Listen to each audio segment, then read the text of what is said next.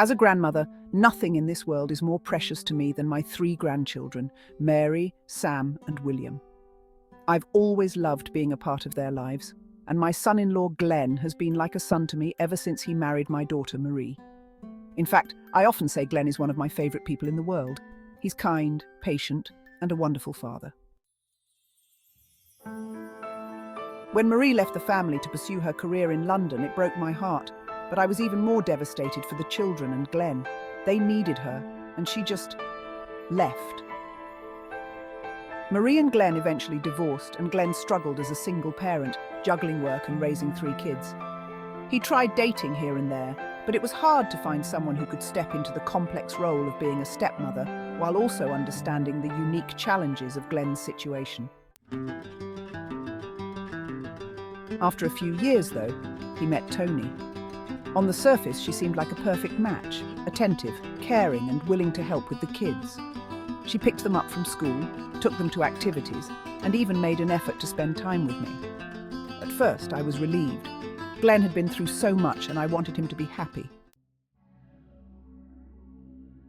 But then, one day, while we were having lunch together, Tony let something slip that made my blood run cold.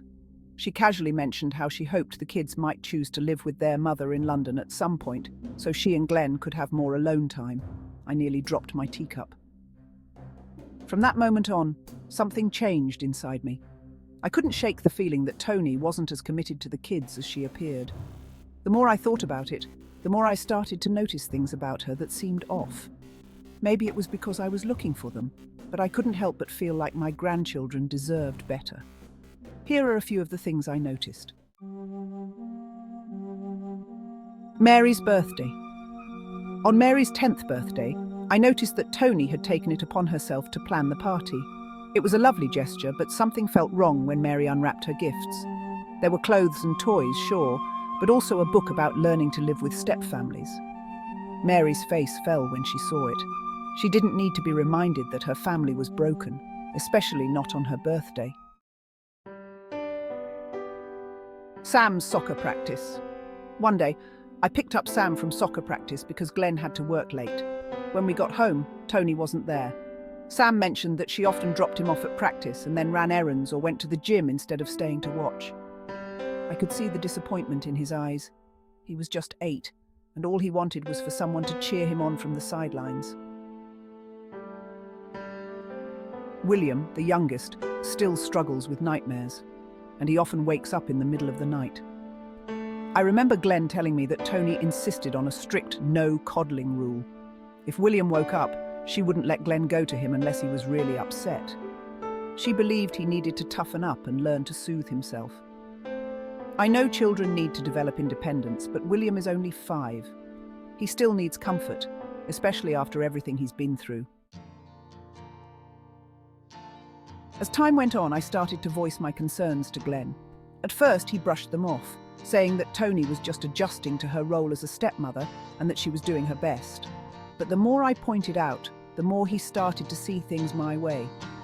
I wasn't trying to ruin his chance at happiness. I just couldn't stand the thought of my grandchildren not being loved and cared for the way they deserved. Eventually, things between Glenn and Tony became strained. He started to question whether she was really the right person to help raise his children, and not long after, they broke up. Glenn was devastated, but I could see the relief in his eyes. He told me that he'd been having doubts about Tony for a while, but hadn't wanted to admit it to himself. He didn't want to be alone again, and he didn't want the kids to go through another loss. Now, looking back, I wonder if I did the right thing. Was I wrong for picking apart Tony's actions, for pointing out every little thing she did that didn't sit right with me? Did I ruin Glenn's chance at happiness just to protect my grandchildren?